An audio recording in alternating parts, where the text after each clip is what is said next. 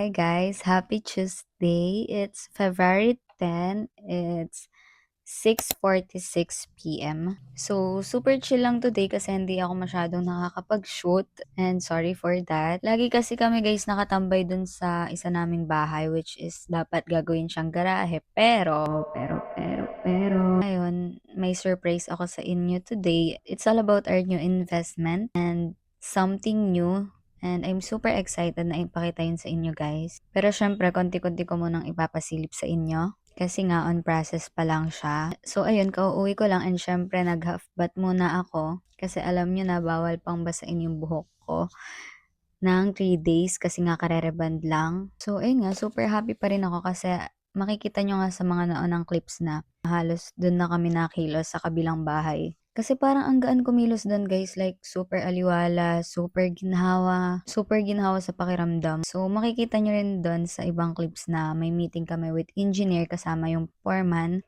Pero sa ngayon, secret muna siya guys. Pero promise, unti-unti ko sa inyong ipapakita lahat kasi excited na rin talaga akong ipakita yon sa inyo.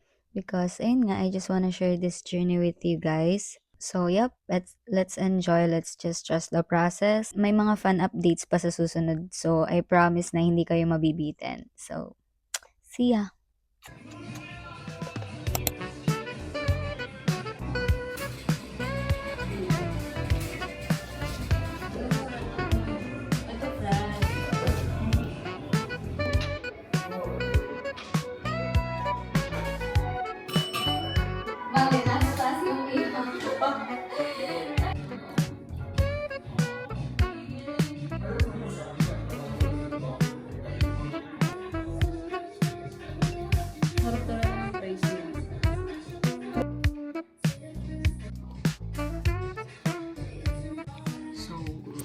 So, hi guys. It's Thursday. It's 9:25 p.m. And grabe, ang saya ng mood ko today. Hindi ko talaga napigilan mag-on ng camera kasi I'm feeling extra happy today. Alam niyo yung mga days na parang ang gaan sa dibdib. Ganon siya. Parang may small wins ka lang sa life pero sobrang full feeling. Ganon yung feeling ko ngayon. Actually, kauuwi ko lang, medyo pagod ako. Galing ulit ako doon sa kabilang bahay. Pero ang saya mapagod kasi gusto ko at mahal ko yung ginagawa ko ngayon. Kasi guys, may dumating na naman na package. Eto siya. And hindi to basta package ha. Another collaboration to from Papa Bill. Look guys. Like, ang dami. Apat siya. I have here eye repair cream, sunscreen, 5 times ceramide barrier repair moisturizer, and last is 3 times retinol anti-aging moisturizer. As in, super grateful ko kasi imagine dati nanonood lang ako sa mga vlogger ng may nare-receive sila ng PR package, ganun. Tas parang ipro-promote nila habang nagvo-vlog sila. Tapos ngayon ako na yung binibigyan, guys. Nakaka-soft hours talaga. And honestly guys, na-appreciate ko yung mga brands na nagtitiwala sa mga small creators pa lang like me. Hindi lang siya, kumbaga hindi lang siya basta products eh. Kumbaga validation din siya na like, oh, you're doing something right, ganon. Kaya super, super thankful talaga ako today. Ewan ko, sobrang timely niya rin talaga dumating. Lately kasi I've been trying to be more consistent. Kahit minsan tinatamad, kahit minsan pagod, kahit minsan feeling ko walang nanonood. Tapos may ganitong blessings na dumarating. Parang it's a reminder na sige lang, ituloy mo lang. Kaya ayun, extra kilig today, extra saya ng puso ko ngayon. And I promise sa sarili ko na I stay genuine pa rin, lalo na sa mga content ko. By the way guys, update ko na lang din kayo. Nga pala this Saturday, baka pumunta kami sa Padre Pio and then dumiretso kami sa Tagaytay. So baka by Saturday na ulit yung next clip ko.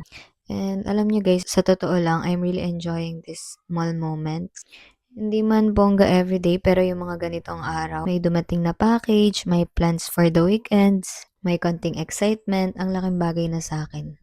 Kaya if you're watching this and you're having a rough day, sana dumating din yung small wins or big wins sa life mo today. So, ayun muna yung quick chika ko for today. Thank you guys sa panonood, sa support, and sa pag-message sa akin. Kahit hindi ko kayo nare-replyan on time, pero na-appreciate ko kayong lahat. So yeah, see you sa next clip ko, probably sa Saturday. Ingat kayo guys palagi and sana masaya rin yung araw nyo today. Thank you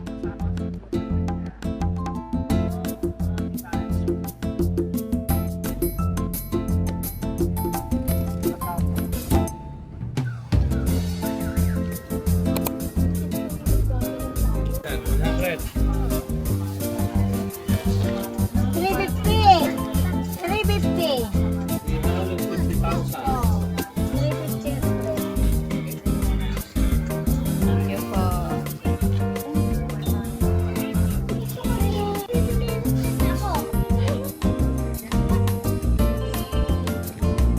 Ano masasabi mo?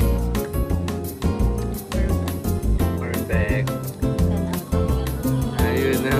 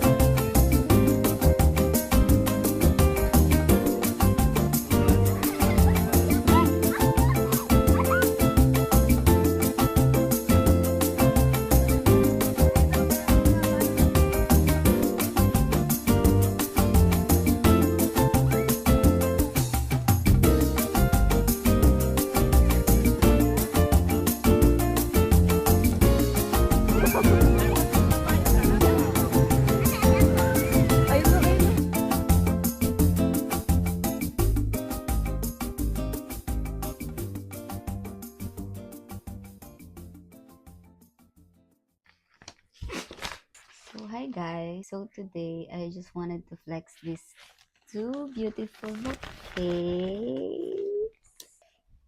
that my PF gave me. Ito yung una, binigay niya sa akin to nung February 11 and with letter asking me if I would be his Valentine. And this one naman is nung mismong Valentine's Day. So every time guys na binibigyan ng flower or flower bouquet, I always buy a frame for it. Kasi syempre I wanna keep them safe and pretty on display. So today I thought, why not show you guys how I arrange them? So let's do some time lapse with me while arranging them.